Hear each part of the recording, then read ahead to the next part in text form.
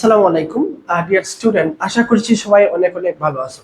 আজকে আমরা দেখব দুইটি সরলরেখা পরস্পর সমান্তরাল হওয়ার শর্ত কি। তো দেখে খুব ইজিলি এটা প্রমাণ করা যায়। আমরা প্রথমে এক্স অক্ষ এবং ওয়াই অক্ষ অঙ্কন করে ফেলি। দেখো, ভূমির সমান্তরালের যে রেখা থাকে এটাকে আমরা বলি এক্স অক্ষ রেখা, আর এটার উপরে লম্ব যে রেখা থাকবে এটাকে আমরা বলি ওয়াই অক্ষ রেখা। তো আমরা প্রথমে এক্স অক্ষ এবং ওয়াই অক্ষ অঙ্কন করে ফেললাম। এটা হলো এক্স অক্ষ রেখা আর এটা হলো ওয়াই অক্ষ রেখা। তো আমরা দুইটা রেখাকে সমান্তরাল প্রমাণ করতে চাই, এই জন্য আমরা দুইটা রেখা সমান্তরাল দুইটা রেখা অঙ্কন করে নেই। তো দেখো, এটা হলো একটা সমান্তরাল রেখা, এটা হলো একটা রেখা, এবং তার সমান্তরালে আমরা আরেকটা রেখা অঙ্কন করে নিচ্ছি। তার সমান্তরালে আমরা আরেকটি রেখা অঙ্কন করে নিচ্ছি। এই যে দেখো, আমরা ধরলাম এই দুইটা সরলরেখা পরস্পর সমান্তরাল আছে। এখন কথা হলো যে এই রেখাটির ডাল আমরা কিভাবে বের করব, আমরা ডাল কিভাবে বের করব। তো আপনাকে এই জিনিসটা জানা থাকতে হবে যে কোন একটা সরলরেখার ডাল কিভাবে বের করতে হয়। কোন একটা সরলরেখা এক্স অক্ষের ধনাত্মক দিকের সাথে যে অ্যাঙ্গেল তৈরি করবে তার ট্যানজেন্টটাই হলো ওই সরলরেখার ডাল। মনে করো এই রেখাটা এক্স অক্ষের সাথে 30 ডিগ্রি কোণ উৎপন্ন করেছে, তাহলে ওই রেখার ডাল কি হবে, tan 30 ডিগ্রির যে ভ্যালুটা হবে এটা হলো ওই সরলরেখার ডাল। তাহলে এটা কত হবে, 1/√3 হবে। এখন মনে করো ওই রেখাটি 45 ডিগ্রি কোণ উৎপন্ন করছে, তাহলে তার ডাল কি হবে, তার ডাল হবে tan 45 ডিগ্রি সমান সমান 1। এই যে এটা হলো তার ডাল। এখন কথা হলো যে এই যে রেখাটা আমি অঙ্কন করলাম তার কতটুকু অ্যাঙ্গেল তৈরি করছে সেটা আমি জানি না, ধরলাম এটা থিটা কোণ তৈরি করেছে, থিটা কোণ। তাহলে এটা যদি থিটা কোণ তৈরি করে তাহলে এই রেখাটিও কি হবে, থিটা কোণই তৈরি করবে, বিকজ তারা দুইজন সমান্তরালে আছে, সমান্তরালে আছে। আর এই যে দেখো, এই যে এক্স অক্ষ রেখাটা এটা হলো তাদের ছেদক, তাহলে এই কোণ আর এই কোণ হলো একই কোণ।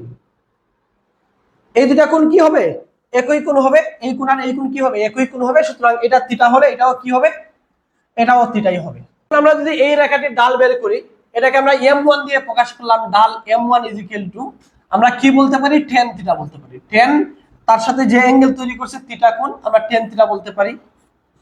আর এই রেখাটি এক্স অক্ষের সাথে, দেখো এটার যে ডাল বের করতে চাই এটাকে আমরা m2 দিয়ে যদি প্রকাশ করি তাহলে আমরা কি বলতে পারি, আমরা বলতে পারি tan থিটা। তো একটু খেয়াল করে দেখো যে m1 যা পাইলাম m2 কি তাই পেয়ে গেলাম না।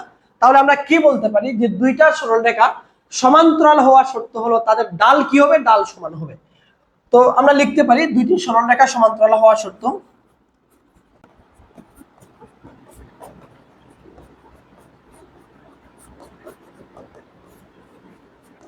শর্ত কি হবে, m1 = m2। এটা হবে দুইটা সরলরেখা পরস্পর সমান্তরাল হওয়ার শর্ত।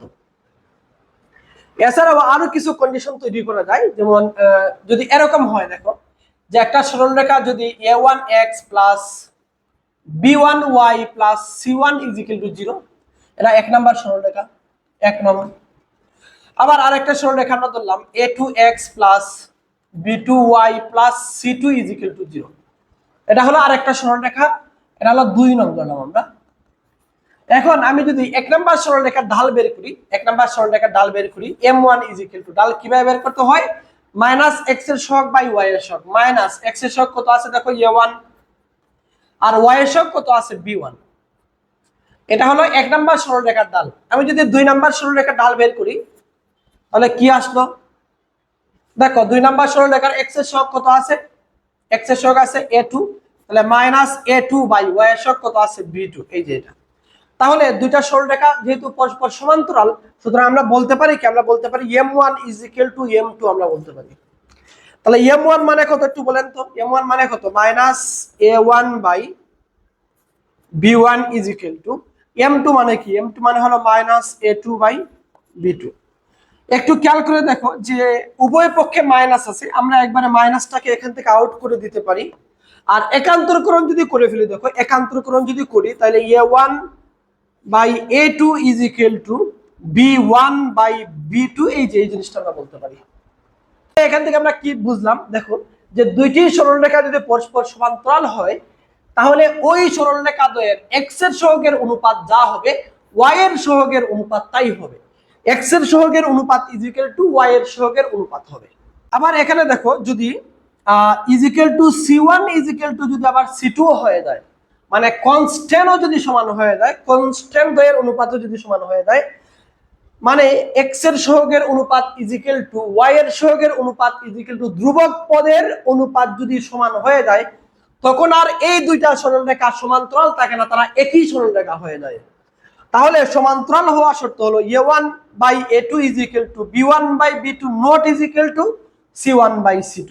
তো আশা করি তোমরা বুঝতে পারছো যে দুইটা সরলরেখা পরস্পর সমান্তরাল কখন হবে। আমরা কিভাবে আইডেন্টিফাই করব দুইটা সরলরেখা সমান্তরাল আছে, কি বের করব? আমরা ঢাল বের করব।